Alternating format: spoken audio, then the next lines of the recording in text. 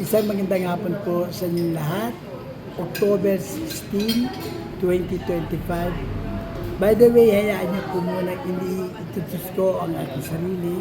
Ako po si Madam Lawrence, a gifted psychic, practicing for more than 47 years of practicing about psychic and clairvoyance phenomena, na kung saan ako po ay may pwesto sa Quiapo, sa harapan po ng Manila City Plaza.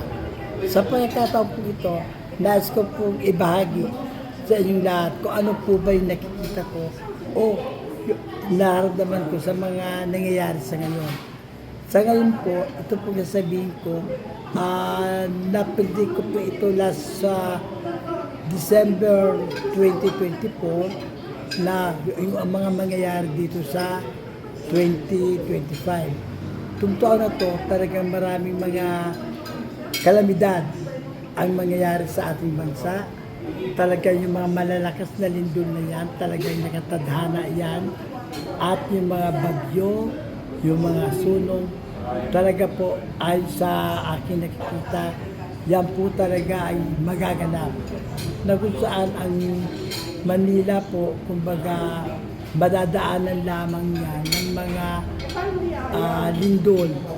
Pero so far wala po akong nakikita tsunami magaganap dito sa Manila. At kung mangyari man po yung mga lindol na malalakas na yan, itong 2025 sa Manila, para bang yan po yung kumbaga para bang tira-tira na lang. At hindi talaga tayo ang maapekto ng todo-todo sa lindol na yan. Pero gano'n pa man, patuloy po tayong kumapit sa Diyos. Lagi po tayong magdarasal. No? Dahil dito talagang Diyos lamang po at talagang nakakaalam kung ano ang mangyayari sa ating bansa ngayon. Pero dito, may nakita rin po ako dito na kung gaano tayo nag-iingat ngayon, mas higit po tayong mag-ingat at manalangin sa dakilang Diyos sa 2026.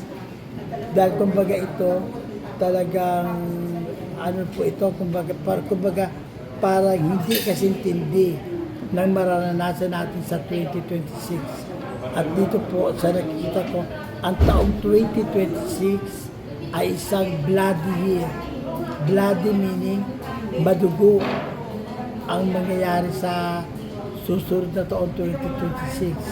At dito talagang kumbaga kasama na dyan talaga yung mga kaguluhan na nagaganap sa gobyerno.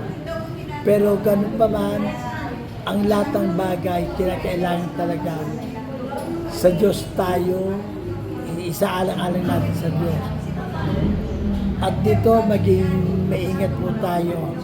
At talagang maraming mga eroplano babagsak yun. At talagang maraming mga lugar o mga cities ang maapektuhan ng lindol. Pero sa Maynila, although makaranas tayo na I think mga 7.2 to 7.4 magnitude na lindol, pero hindi pa rin po kasing dami ng mga namatay sa ibang lugar. Dahil dito, marami pa rin talaga ang naniniwala at sumasampalataya sa Diyos. Na kung saan talagang, apart from God, we can do nothing. Pero ganoon pa man, talagang mag-ingat po tayo ngayon taon na to hanggang sa 2026. Talagang ang taon po na yan, talagang kitang-kita ko po dito na talagang bloody year yung taon 2026. Kaya ako po kasi sa amin, talagang naka-ready ako. Talagang halos tayo ang pagdarasal ko, tuloy-tuloy yan. At ang tulog ko, konti na lang po talaga. Kasi kahit sa panaginip ko, may nakikita ako talaga mga sinyales na talagang mangyayari ang lindol. Malakas pero hindi kasing dami ng mga nangyari sa ibang lugar, yung mga mamamatay sa Maynila. Kagabi nakita ko sa loob ng bahay namin, naglabasan yung mga pulisap na malalaki.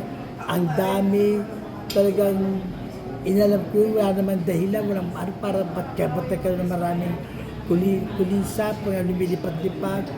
Sabi ko, alam ko, sinyalis yun. Kaya dito sinasabi na talagang maingat tayo.